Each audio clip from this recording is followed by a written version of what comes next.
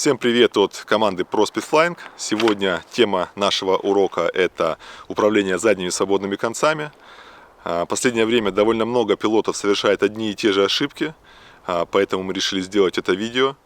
Также в сети есть видео, в которых работа на задних свободных концах показывается без объяснения возможных последствий для начинающих пилотов и также продолжающих пилотов.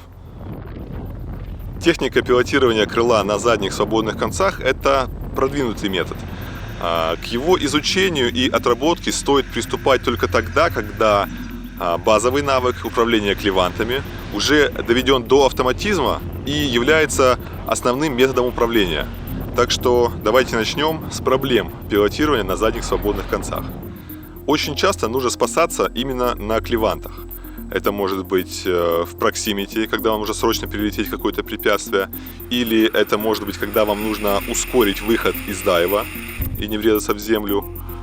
Также, когда приземление на препятствие уже неизбежно, это может быть лес, вам стоит сделать подушку на клевантах, чтобы погасить свою вертикальную и горизонтальную скорости.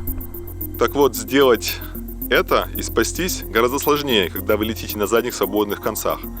Основная проблема – это решить, когда уже пора спасаться, когда переходить на клеванты, потому что часто люди летят до самого конца и думают, что им хватит перелететь это препятствие. Но это не так, потому что на клевантах у вас гораздо больше моментальной подъемной силы.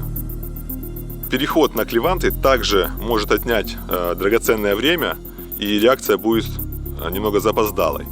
Как и всегда, перед полетом на задних свободных концах хорошенько отработайте навык контроля крыла ими на земле, в кайтинге.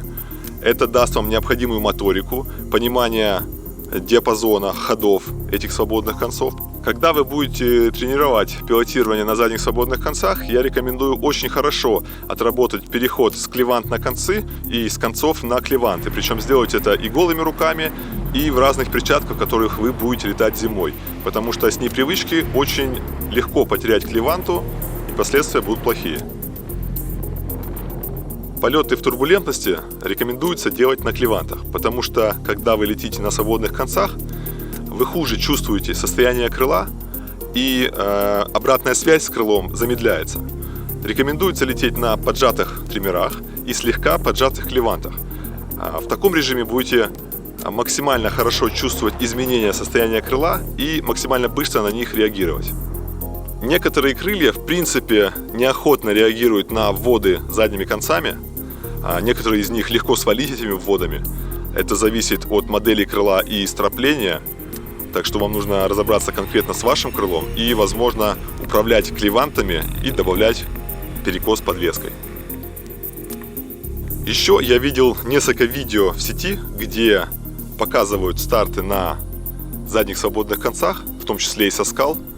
Я крайне не рекомендую такую технику даже опытным пилотам, потому что, когда вы на задних свободных концах, взаимосвязь, опять же, с крылом замедляется, скорость реакции и чувство крыла ухудшается. Что там с ним над головой происходит у вас?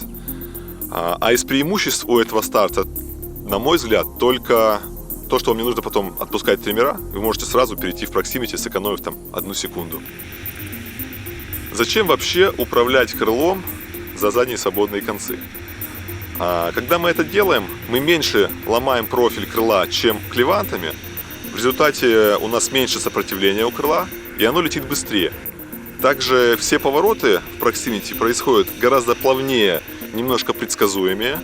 Особенно это заметно на крутых разворотах и на выходах для свупа. Вывод крыла из поворотов происходит плавнее на концах, чем на клевантах, и вы теряете меньше скорости, в результате получаете более длинный пролет. Также управление задними свободными концами и подвеской позволяет вам поставить крыло в дайв и дольше продержать крыло в этом положении, в результате набрать большую скорость для свупа. Еще свободные концы часто используются для пологих долетов, не очень длинных, чтобы вам прям триммера зажимать захотелось, но достаточных. То есть у вас нет времени зажать триммер, но вы можете схватить свободные концы, поджать крыло в пологий режим и долететь до какой-то точки. Современные крылья уже очень часто используют трехрядную систему стропления. В таком случае вы можете управлять, держа руками за чисто задние свободные концы, но на маленьких крыльях, когда вы хотите получить еще более плавные повороты и меньше деформировать профиль своего крыла, можно взяться за сшивку между задним и средним концом.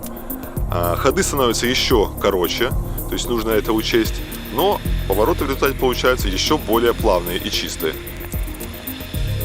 На больших или слабо загруженных крыльях техники ввода управления за задние и средние концы может не хватать.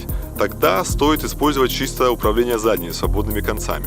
В любом случае это зависит от модели вашего крыла, от типа стропления. Попробуйте разные варианты и выберите оптимальный для вас.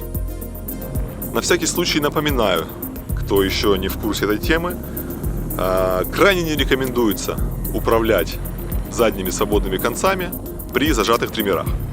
То есть у вас уже и так ход концов выбран, и вы очень легко можете свалить крыло, незаметно свалить крыло при управлении задними концами. В таком случае только клеванты. У каждого своя техника, как правильно держать свободники, как их тянуть. С опытом вы отработаете свой метод, и он будет удобен именно для вас. Не гонитесь за скоростью и крутизной прямо сейчас. Сначала вам нужно отработать базовые навыки, а потом уже переходить к каким-то продвинутым приемам, чтобы в стрессовой ситуации вы сработали правильно. Это видео ни в коем случае не полноценное руководство, поэтому учитесь у более опытных пилотов, у инструкторов. Вся информация, которую я дал, это не только мой опыт. Перед созданием каждого видеоурока я консультируюсь с пилотами со всего мира, поэтому большое спасибо им за это. Ну а на сегодня это все. Летайте безопасно, увидимся в горах, пока.